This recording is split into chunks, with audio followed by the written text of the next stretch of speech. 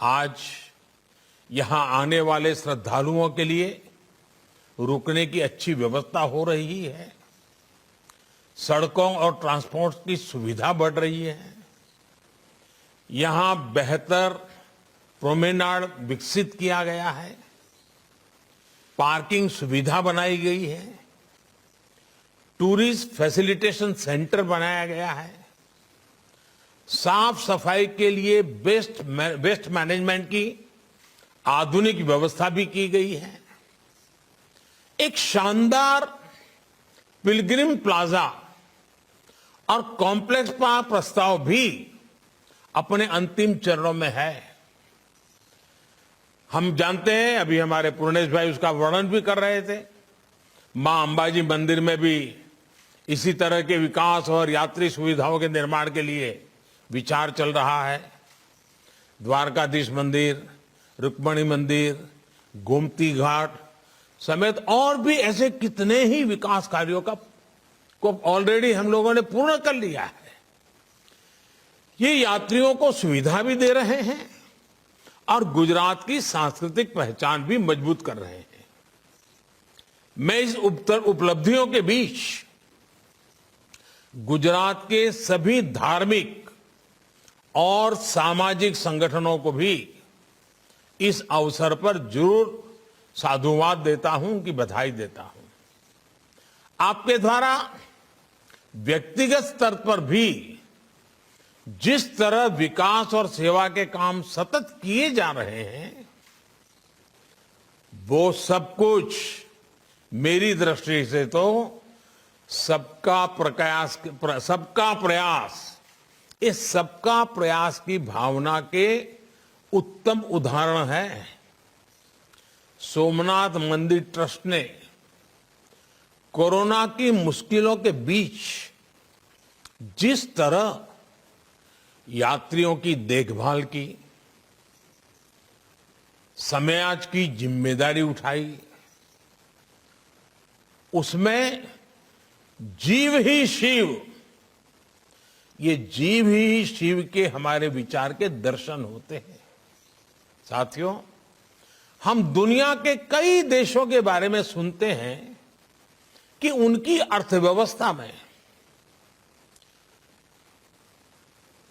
पर्यटन का योगदान कितना बड़ा है, इसको बहुत प्रमुखता से दर्शाया जाता है। हमारे यहां तो हर राज्य में, हर क्षेत्र में, दुनिया के देशों में, एक एक देश में जितनी ताकत है उतनी हमारे एक एक राज्य में है। ऐसी अनंत संभावनाएं हैं। आप किसी भी राज्य का नाम लीजिए, सबसे पहले मन में क्या आता है?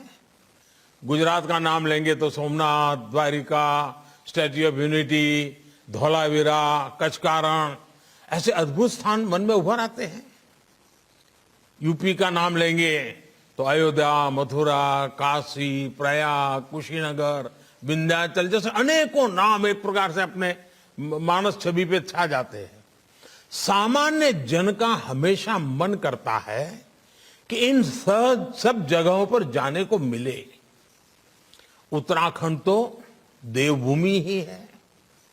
बद्रीनाथ जी, केदारनाथ जी वहीं पर है।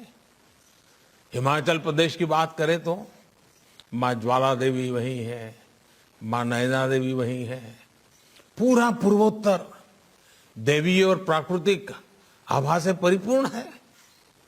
इसी तरह रामेश्वरम जाने के लिए तमिलनाडु, पुरी जाने के लिए उड़ीसा, तिरुपति बालाजी दर्शन के लिए आंध्र प्रदेश, सिद्धि विनायक जी के लिए महाराष्ट्र, सबरीमाला के लिए केरला का नाम आता है। आप जिस किसी भी राज्य का नाम लेंगे, तीर्थाटन और पर्यटन के एक साथ कई केंद्र हमारे मन में आ जाएंगे। ये स्थान हमारी राष्ट्रीय एकता का, एक भारत श्रेष्ठ भारत की भावना का प्रतिनिधित्व करते हैं। इन स्थलों की यात्रा राष्ट्रीय एकता को बढ़ाती है। आज देश इन जगहों को समृद्धि के एक मजबूत स्रोत के रूप में भी देख रहा है। इनके विकास से हम एक बड़े क्षेत्र के विकास को गति दे सकते हैं। साथियों, पिछले 7 सालों में देश ने पर्यटन की संभावनाओं को साकार करने के लिए लगातार काम किया है। पर्यटन केंद्रों का ये विकास आज केवल सरकारी योजना का हिस्सा भर नहीं है, बल्कि जन भागीदारी का एक अभियान है। देश की हेरिटेज साइट्स, हमारी सांस्कृतिक विरासतों का विकास इसका बड़ा उदाहरण है।